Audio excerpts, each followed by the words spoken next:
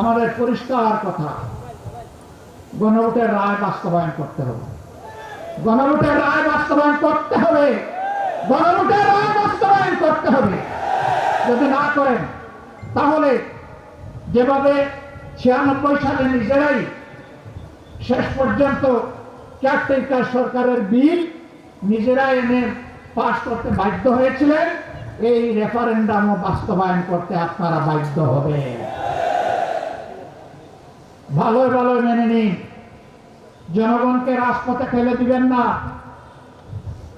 আমরা শান্তিপূর্ণ গণতান্ত্রিক ধারায় থাকতে চাই, আমাদেরকে থাকতে দিন। আমাদেরকে সুরসুরি দিবেন না, নতুন করে সুরসুরি দেওয়ার কিছু নেই। হুমকি ধমকি দিবেন না। মাঝে মাঝে হুমকি ধমকি দেওয়া হয়, জেলের ভয় দেখানো হয়। ফাঁসিকে যারা তুচ্ছ মনে করে তাদেরকে জেলের ভয় দেখাবেন না। দেশ এবং জনগণের জন্য ফাঁসি বরণ করতে হয় প্রস্তুত। দেশ এবং জনগণের জন্য জীবন দিতে হয় প্রস্তুত। দেশ এবং জনগণের জন্য একবার নয় বারবার জেলে যেতে হয় প্রস্তুত। কিন্তু এই জেলের তালা স্থায়ী নয়, চাবিওয়ালাও স্থায়ী নয়। তালাও পরিবর্তন হয়, চাবিও পরিবর্তন হয়, এটা মাথায় রাখতে হবে। একদল ফ্যাসিবাদ কায়েম করতে গিয়ে বনে জঙ্গলে আশ্রয় নিয়েছে, খাল বিল নদী নালা দিয়ে পালিয়ে গিয়েছে। আপনারা কোন দিকে যাবেন? আমরা চাই না আপনাদের এই পরিণতি হোক। আমরা চাই না একটার পর একটা গণবিরোধী সিদ্ধান্ত নিয়ে দেশ এবং জনগণের ক্ষতি আপনারা করুন। আমরা পরিষ্কার বলে দিচ্ছি, আমরা দীর্ঘকাল বসে বসে আপনাদেরকে এই সুযোগ দেব না।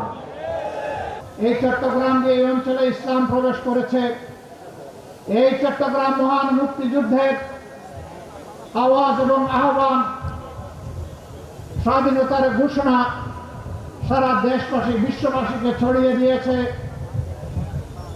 এই চট্টগ্রাম আল্লাহ রসুলের বিরুদ্ধে অবস্থান নিয়ে শাহবাগ চত্বরে যারা বাজার বসিয়েছিল তাদের দুঃস্বপ্নকে তছনছ করে দিয়েছিল। হেফাজতে ইসলামের আহ্বানে এই চট্টগ্রাম আরো গর্বিত।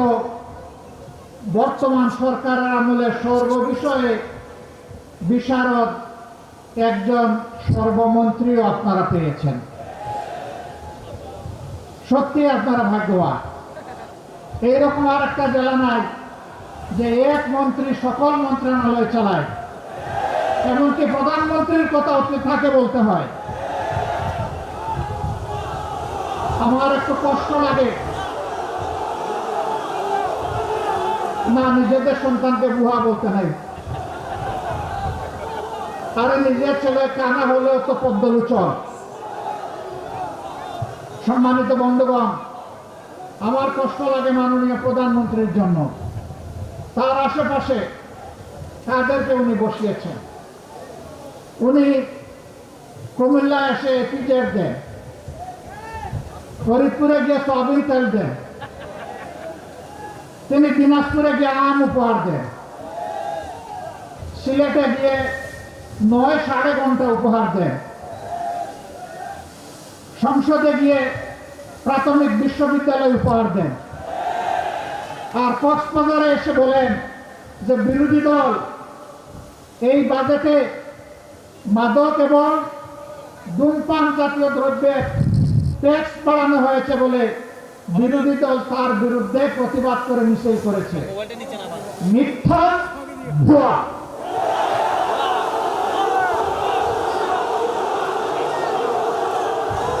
বিরোধী দলের কেউ এটা করে নাই। আমার করুণা লাগে।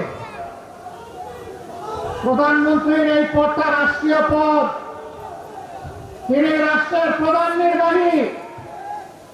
তার দিকে তাকিয়ে বিশ্বের জনগণ বাংলাদেশকে হিসাব করবে। তার মুখ দিয়ে যদি অনবরত এই সমস্ত ভুলভাল কথা বের হতে থাকে, বাংলাদেশ লজ্জিত হবে, ক্ষতিগ্রস্ত হবে। এদেরকে চিহ্নিত করুন। যারা আপনাদেরকে ভুল বুঝাচ্ছে, আপনার সম্মান মানে বাংলাদেশের সম্মান যারা ধ্বংস করছে, এদের ব্যাপারে ব্যবস্থা নিন। নইলে ক্ষতিগ্রস্ত শুধু আপনি হবেন না, গোটা জাতিকে আপনি ক্ষতিগ্রস্ত করবেন। এবারকার বাজেট বিরোধী দল প্রতিক্রিয়া জানাবে, খুবই স্বাভাবিক। এটা গণতন্ত্রের এসেন্স, এটা গণতন্ত্রের সৌন্দর্য। এটা রাগ করার কি আছে? অল্পতে ধৈর্য হারালে 18 কোটি মানুষের দায়িত্ব পালন করবেন কিভাবে? হ্যাঁ, জনগণ সমর্থন দিবে, প্রশংসা করবে। জনগণ যখন দেখবে জন আকাঙ্ক্ষা বাস্তবায়নে আপনি এবং আপনার সরকার আন্তরিক। কিন্তু জনগণ যখন দেখবে 70 ভাগ মানুষের রায়কে আপনারা অপমান অগ্রাহ্য করছেন, জনগণ বসে বসে আঙ্গুল চুষছে। রায় দিয়েছে জনগণ, মানতে হবে সরকারকে। যে সরকার জনগণ মানে না, সেই সরকার জনগণের সরকার হতে পারে না। সংসদে তারা বলেন তাদের হিসাব অনুযায়ী বিভিন্ন মেকানিজমে সরকারে গিয়ে এখন বলছেন 51 ভাগ মানুষ তাদেরকে ভোট দিয়ে সরকার গঠনের সুযোগ দিয়েছে। ভালো কথা, কিন্তু 70 ভাগ মানুষ যে ভোট দিয়ে বলেছে গণভোটের গণরায় মানতে হবে, সেটা মানছেন না কেন? 51 ভাগ বুঝতে পারলেন, 70 ভাগ বুঝতে পারেন না? হ্যাঁ, 9 সাড়ে ঘন্টা করলে আসলে হিসাব মিলাইতে সমস্যা হবে। হিসাব মেলানোর জন্য ভালো মানুষ পাশে রাখুন। জাতিকে নেতৃত্ব দেওয়ার জন্য যাদের অন্তরে দেশপ্রেম আছে, মানবতাবোধ আছে, চরিত্র যাদের উন্নত, যারা চাঁদাবাজদের ফাঙ্গিদার নয়, তাদেরকে বসা। একজন কুখ্যাত ব্যাংক ডাকাত, তার গাড়িতে চড়ে যারা রিসিপশন নেবে, তাদের দ্বারা আপনার সরকার বাংলাদেশের জনগণকে কিছু দিতে পারবে না। প্রিয় দেশবাসী, আমরা চেয়েছিলাম জনগণের সকল সমস্যার সমাধান সংসদেও, সরকার চায়নি। আমাদেরকে তারা ঠেলে দিয়েছে জনগণের কাতারে।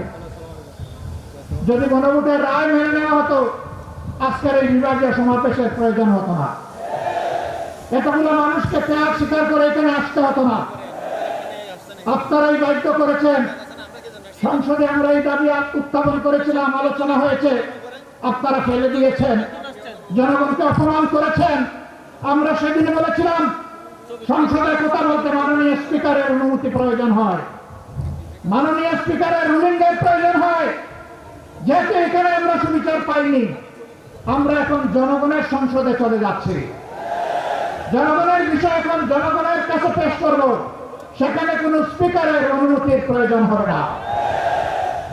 সেখানে মন খুলে কথা বলবো, জনগণ সিদ্ধান্ত নেবে আগামীতে তারা কি ফয়সালা দেবে।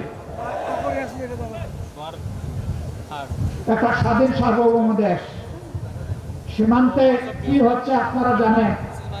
আমরা নোটিশ দিয়েছি এই বিষয়ে আলোচনা করার জন্য। আমাদের নোটিশ নিয়ে টাল বাহানা করা হচ্ছে। ভয় কিসে? কারে ভয় করেন? কারে খুশি করতে চান? কার হয়ে দেশ পরিচালনা করতে চান? যদি বাংলাদেশের জনগণের সরকার হয়ে থাকে, তাহলে এই ধরনের ইস্যু সংসদে আলোচনা করতে দিতে হবে। আমরা আলোচনা সংসদে করব না উত্তেজনা বৃদ্ধির জন্য, আমরা আলোচনা করব বাংলাদেশের স্বাধীনতা এবং সার্বভৌমত্বকে সুসংহত করার জন্য।